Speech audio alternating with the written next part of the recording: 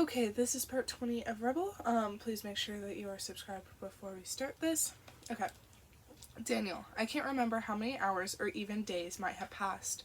The lack of windows down here is disorienting, and a lack of water is making me weaker than I should be. Guards change rotation around me. I don't know if it's because I'm just delirious now, but I find myself continuously thinking about June. This time it's a recent memory of the night when Tess first set up a dinner between June and me. I'd seen June walking toward me at a train station in Los Angeles, right after Eden had finished interviewing for his Balta Hall internship. Eden and I had been in a good mood that day. He was chatting up a storm beside me, explaining all that he wanted to do, while I'd walked quietly and listened to him, grateful that we were walking down the streets of a peaceful republic. Then I'd looked up and seen her heading toward us. It'd been the briefest, most significant meeting of my life. A glance, a flash of memory. Her dark eyes had locked for a second on mine, and I'd stopped in the middle of the path, overwhelmed by a sense of nostalgia. I'd looked back at her and then decided on a whim to introduce myself to her. June Ibris, a girl I'd loved for a long time, someone who, despite the flaws in my memory, I'd managed to hang on to all those years. That night, we sat down in a restaurant at the top of a newly constructed Republic building. Tess and Eden sat across from us. I sat next to June, trying to figure out what to say to her. I asked her how Andon was doing. Word was that June had been in a long relationship with the young elector, that they had even moved in together. "We're not together anymore," she told me. There was a small smile on her lips as she said it, as if she was embarrassed to tell me. I didn't know what to make of it, but I knew to smile back. "Oh," I tried to say. "I just got out of a relationship myself." We spent the entire dinner stumbling through our words. Tess found it so entertaining that she kept throwing questions our way, forcing us to bring up specific memories from the past. Afterward, we walked together in the late quiet hours of the Ruby sector. The air had the clean chill that comes after a good rainstorm, and we steered carefully around the puddles that dotted the streets. June stayed a small distance away from me, and I did the same. We walked as if we just met each other. In a way, I guess we did. When we finally reached her front door, I faced her with my hands in my pockets, trying to find a good way to say goodbye. She gave me a small smile and tilted her head. "You're not staying in the Republic, then?" she said. "You're heading back to Antarctica soon." Everything in me wanted to ask her to come with me, so that I could show her the new city where I lived. But I held back because she held back. "Tomorrow morning," I answered. "Eden needs to finish his degree before he comes back here for his internship." "Are you going to move back here with him?" I shrugged. "I don't know yet. My work is in Ross City, but I'll come here, at least for a little while. I'd rather not leave Eden alone." She nodded. "Don't worry, he'll have friends in town." I smiled at her. "That's a relief," I replied, taking a step closer to her. She didn't pull away. She leaned toward me, too, with such an earnest expression that it took everything in me not to kiss her right there. And then I looked down. "I was wondering," I started to say.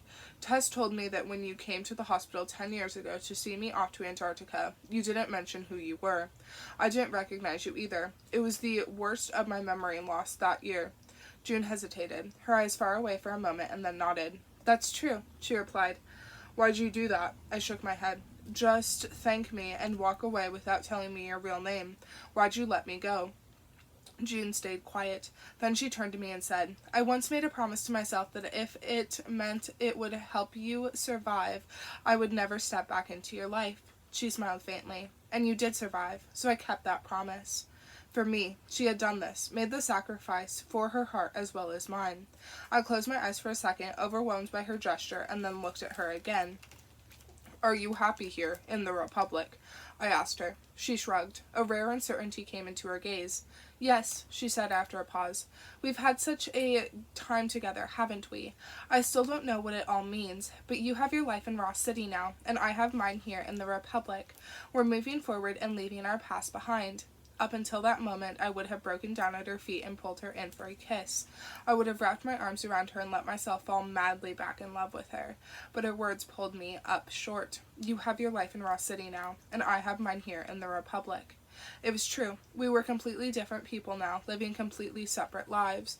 We had just sat through an entire dinner and barely managed to exchange a handful of sentences with each other. My memories of her were still so fragmented. A million broken shards of a once intact window. She had been the one to let me go. Did she ever love me as fiercely as I loved her? How fiercely had I loved her? I didn't know if she read the hesitation in my gaze first, or if she just reacted the same way I did, but she seemed to retreat from me then too. Her smile was guarded, as if she was also afraid of being hurt. "Perhaps," she said, "we can find a way back into each other's lives. Perhaps we can be friends again." Friends. It would be a start, at least. I pulled back my desire to kiss her, the way I wanted to obsess over every detail of her. The darkness of her eyes, the curve of her lips, the thick length of her hair that I remembered running my fingers through. I pulled it all back and let it close, safeguarding those emotions for another time. "Friends again," I said, nodding in agreement. She smiled at me, genuinely smiled, and it brightened her face so much that I wanted to remember it forever. I stretched out a hand to her. She took it. We shook once before pulling each other into a farewell embrace. "Travel safe tomorrow," she murmured to me. I let her go reluctantly. "Tell me if you're ever in Ross City," I replied, and I stepped away from her. I let her go this time. I turned my back and forced myself to walk away. It was our first night together after 10 years apart. This was as large a step as we could possibly take. Friends again. Maybe we could find our way back to that friendship space. Then, and only then, could we have a chance for more. It would be another month before we saw each other again. The delirious memory came into focus and then faded away, focused and faded again, ceaseless and repetitive. I don't know how long it's been. Days? If they kept withholding water from me, I would die down here. Did June get my message? I don't know.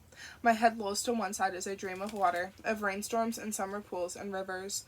"Your past is always a part of you," June had said to me during our last conversation in her apartment, "just as it is a part of me." I let her words play over and over in my thoughts. I think of how right it felt to be beside her. I think of her dark, steady eyes and her beautiful face.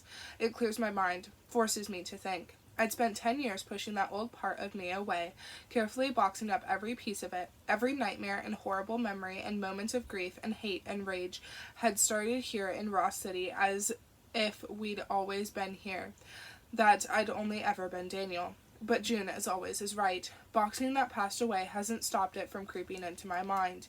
And if I'm going to get out of here alive, if I'm going to get Eden out of this and pull him through his trauma, if I'm ever going to see June again, I need to remember that I'm still the boy from the streets, the boy who could raise hell. That I'm Day.